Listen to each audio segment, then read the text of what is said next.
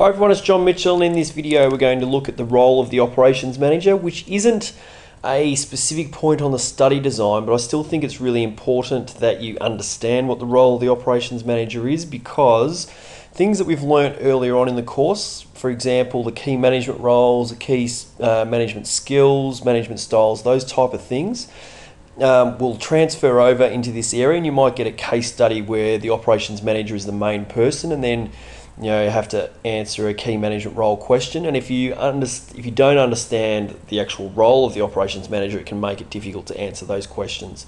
So really the key role of the operations manager is to oversee the operations system. If you think back to an earlier video where we looked at the operations system, that's the inputs, processes and outputs, and their job is to oversee that primarily. And then what they're trying to do is ensure that it's operating effectively, meaning that it's achieving its targets, and also it is operating efficiently. And the prime concern is to make efficient use of resources, and that enables an operations manager to improve their productivity, and also it can help them achieve high quality, or at least the quality that the organisation is after. I've got there the operations manager makes use of all the key management roles. I'm not going to go through them in depth, but you can go to earlier videos to see planning, organising, leading and controlling. But I just want you to understand that you know in the exam quite often that they'll ask a question, a key management role question, and it could be about an operations manager. So I just don't want you to look at everything in isolation anymore. It's important that you start to transfer all the things that you've already learned into these next few outcomes. Just to give you a little bit more understanding of what an operations manager does, here's just an advertisement, job advertisement that I got from seek.com.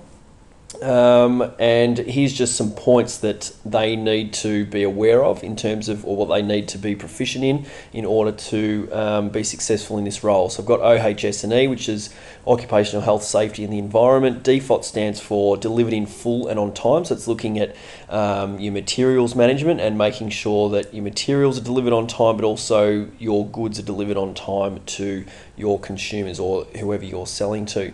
Lean manufacturing is a way of reducing waste and making best use of resources.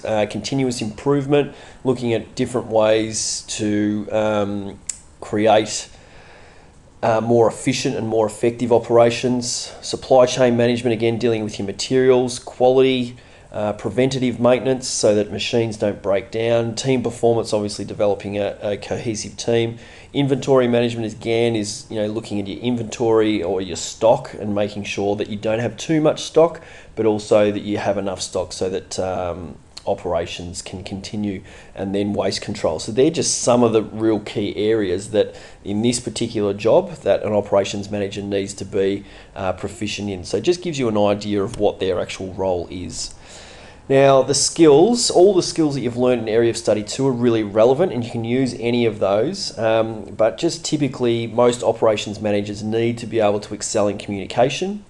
That's with their own employees underneath them to ensure that the operation system is running effectively and efficiently, but also in communication with their suppliers and all their supply chain. Delegation, because it's important. An operations manager can't produce everything on their own. Remember, we're talking about large organisations here, so they're normally producing in large quantities, and so they can't do it on their own. So delegation is obviously a major skill. Problem solving and decision making is a real key one, I think, simply because in operations, normally, every day, or at least most days, there'll be some kind of problem that needs to be solved. Whether it be machines breaking down, or deliveries not arriving on time, the quality of your materials isn't up to scratch, and you still, as an operations manager, you still have to hit your orders. So whatever order you have, you still have to make sure that your customers are getting the orders that they're expecting and what they've actually you've promised them, and so enabling that to happen with all the problems that arise in operations, problem solving and decision making is obviously a key one. Along with time management, because similar kind of thing, we're under time pressure as an operations manager, and you need to hit your targets and managing time. Sometimes trucks will have a deadline where they have to leave the operations plant, it might be 8 in the morning, 1 in the afternoon, whatever time it is, and you've got to ensure that those orders are fulfilled to make sure your customers are happy. So that's another important skill. But again, all the key relevant skills still apply here. So just be thinking about things that we've learned earlier in earlier outcomes and carry them over to this particular outcome of operations management.